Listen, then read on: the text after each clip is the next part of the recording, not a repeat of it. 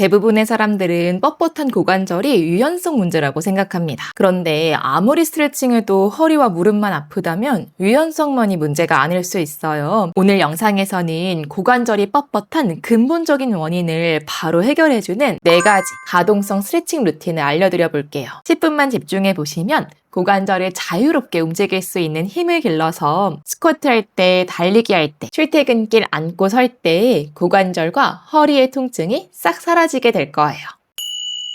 첫 번째 동작은 힙 어덕션 동작입니다. 양반 다리를 하고 앉는 동작은 고관절이 외회전되면서 바깥으로 벌어지는 움직임이죠. 때 무릎이 바닥 방향으로 가라앉으려면 내전근이 늘어나 주어야 하는데 허벅지 안쪽에 내전근이 짧고 뻣뻣하면 다리를 벌리는 범위가 좁아져서 무릎이 들리게 됩니다. 내전근을 늘리기 위해서 개구리 스트레칭이나 나비 자세 스트레칭을 많이 하실 텐데요. 우리 뇌는 몸에 힘이 있어서 안전하게 움직임을 조절할 수 있다고 느낄 때만 그 부위를 이완해서 유연성을 기를 수 있도록 도와줍니다. 그래서 찢고 늘리는 스트레칭 전에 내전근의 힘을 기르는 이 동작을 먼저 해주셔야 됩니다. 옆으로 누운 상태에서 아랫손을 주먹 쥐고 머리에 받쳐줍니다. 윗다리를 앞으로 세워서 중심을 잡고 양 골반이 모두 앞쪽을 볼 수 있도록 합니다. 이제 아래에 있는 다리를 쭉 뻗고 발목을 몸쪽으로 꺾어줍니다. 발목을 벽에 밀듯이 뻗어내면서 하늘로 들어 올려줍니다. 1초 버티고 3초 동안 길게 늘리면서 쿵 하지 않도록 다리를 내려놓습니다. 주의사항이 2가지 있는데요. 먼저 발목이 위로 꺾이지 않도록 딱 정면으로 두셔야 발목의 힘이 아닌 허벅지 안쪽의 힘이 쓰이게 됩니다. 2번째로는 발목이 머리보다 뒤로 가지 않도록 내 머리와 일직선에 두셔야 앞 허벅지가 아닌 허벅지 안쪽 근육이 쓰이게 됩니다. 많이 하는 것보다 딱 10번씩만 한 세트 정확히 자극을 느끼면서 양쪽 다 진행해줍니다.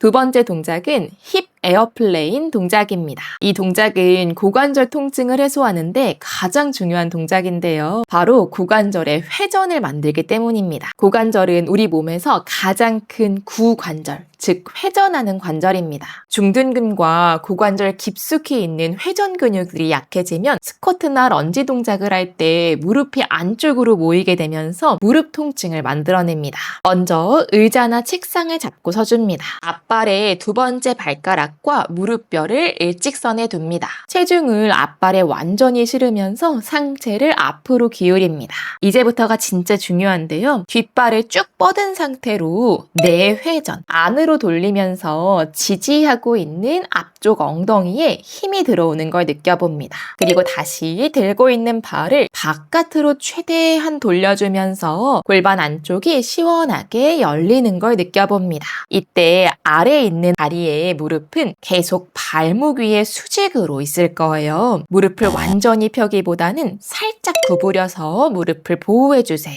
힘이 길러질수록 손에 조금씩 덜 기대면서 연습해봅니다. 좌우 각각 10번씩 한 세트 진행해줍니다. 고관절이 안으로도 밖으로도 잘 회전할 수 있어야 무릎도 바르게 정렬되고 또 바닥에 고관절을 회전시켜 앉는 동작도 편안해집니다.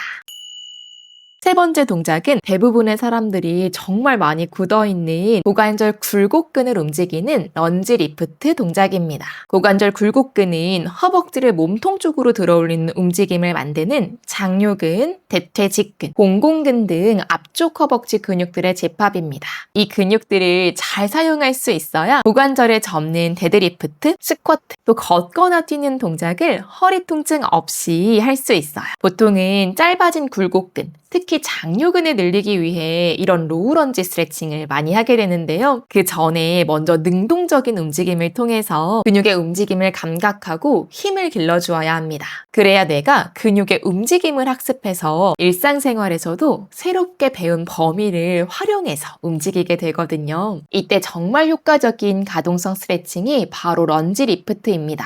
의자나 책상을 잡고 한 발은 앞으로 90도, 한 발은 뒤로 90도, 로우 런지 자세를 만들어줍니다.